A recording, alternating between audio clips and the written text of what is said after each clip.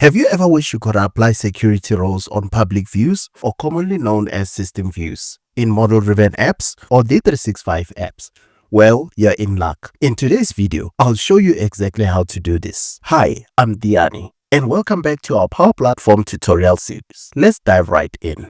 Before we jump in, hit that subscribe button, smash the thumbs up button, and share your thoughts in the comment section down below. Your support helps keep this content coming.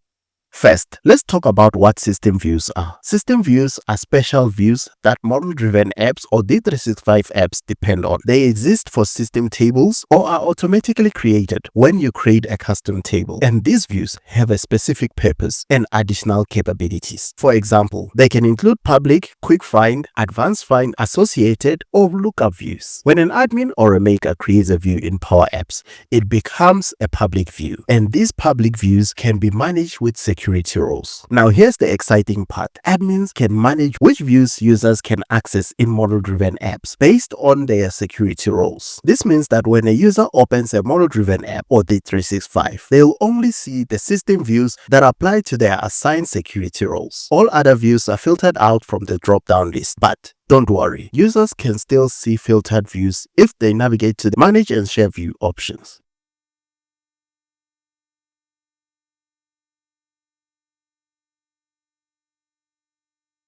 So why is this feature so important? Well, it allows you to tailor the user experience based on their role. For example, a salesperson might only need to see My Open Leads, while a manager needs access to all leads. By managing views with security roles, you can ensure that users see the data that's relevant to their job, reducing clutter and improving efficiency. Here are some common examples of public views you might manage. For instance, for the account table, My Active Accounts or Accounts No Campaign Activity in last 3 months. For the leads table, it might be My Open Leads or All Leads, and we can go on and on for cases and contacts and other entities within your system. Now let's get into the nitty-gritty. To start managing system views with security roles, you'll need to turn on the Manage Table List View feature in your environment, and here's how to do it. First, make sure you have the System Administrator security role in your Microsoft Dataverse environment. By default, the Manage System View feature is turned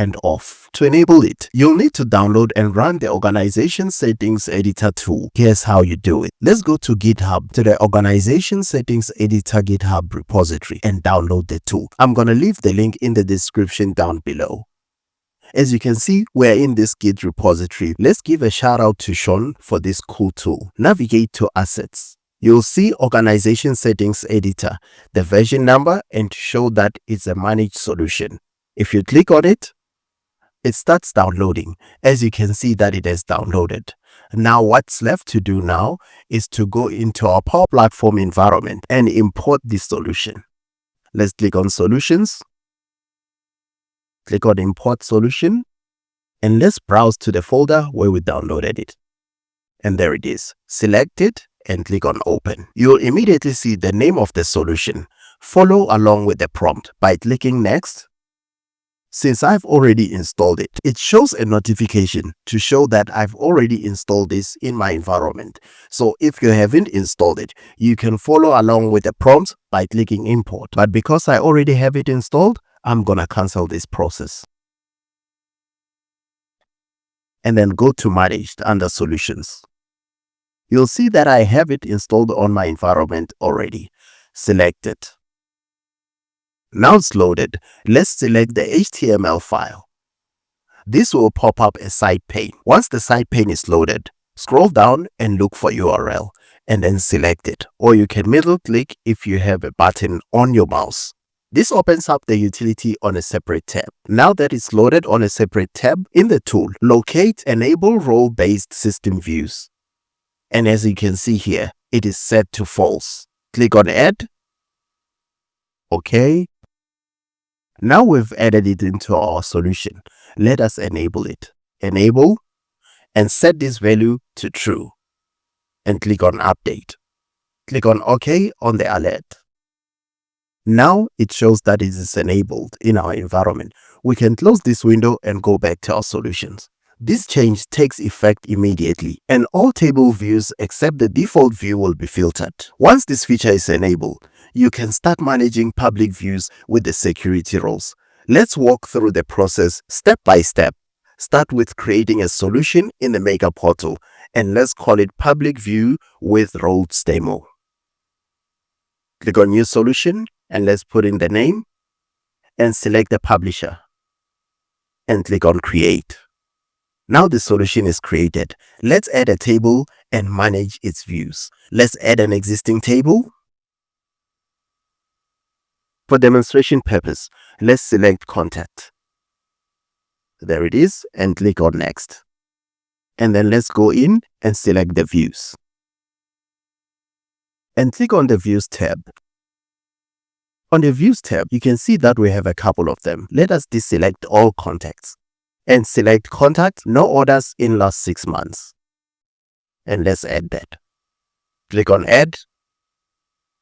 Once the table is added, let's open it and navigate to the Views area.